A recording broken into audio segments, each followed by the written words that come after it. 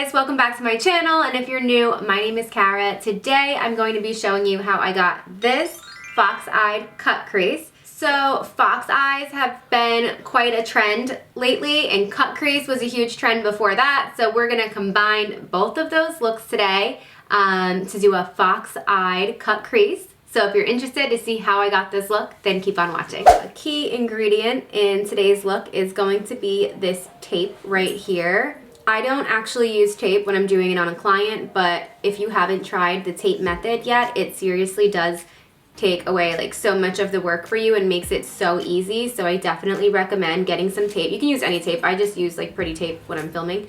And then also make sure it's not too sticky. Like get some of the stick off so that way you don't like rip out your skin.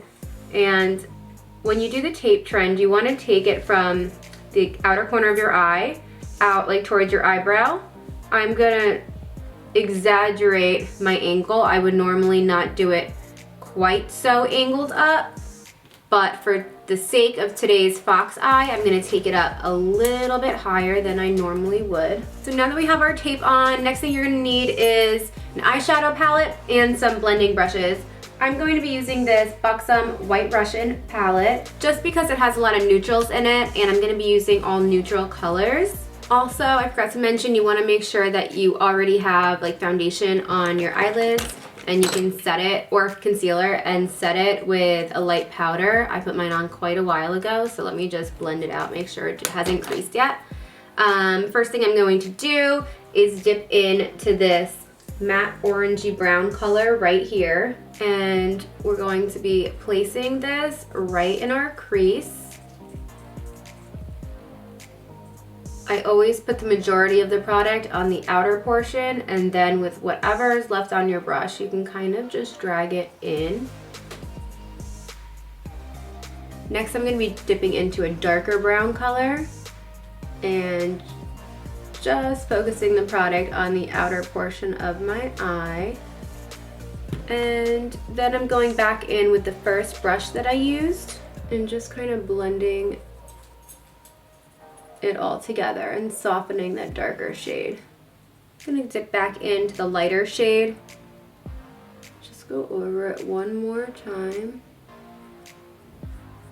The next thing you're gonna need is your concealer or eyeshadow base, whatever you primed your lids with. I always use like a concealer for that, and a small brush that we can be pretty precise with. I'm using a really tiny brush like this, and we're going to be drawing out where we're cutting our crease.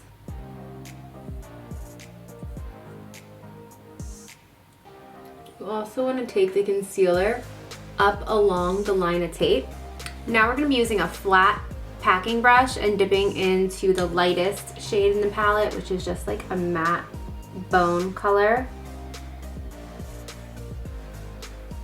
And you're just going to pack it everywhere you put that concealer.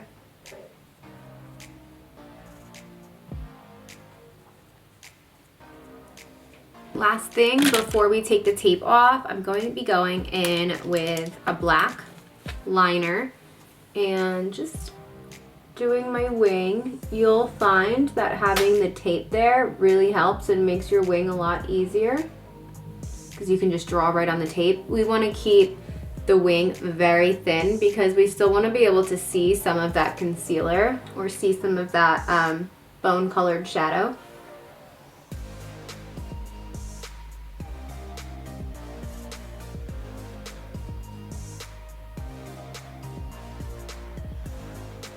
When doing a fox eye or any elongated eye look, I always just take the liner in all the way into the tear duct.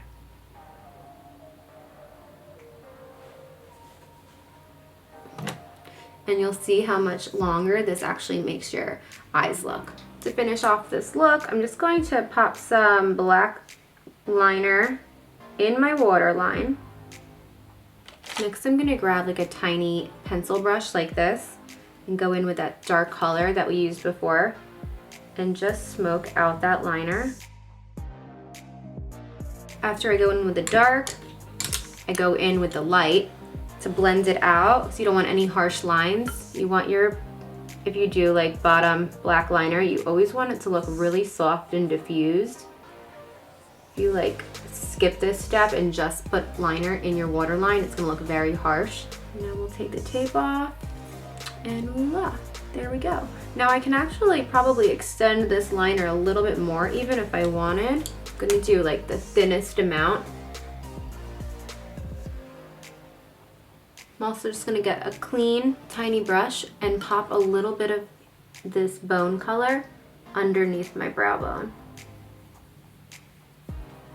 So I just threw on my lashes and finished my face off camera. This is the final look. I hope you guys enjoyed this tutorial. If you haven't already, please subscribe to my channel for more videos. Don't forget, if you enjoyed this video, don't forget to give it a thumbs up, subscribe to my channel for more tutorials, and I'll see you in the next one. Bye.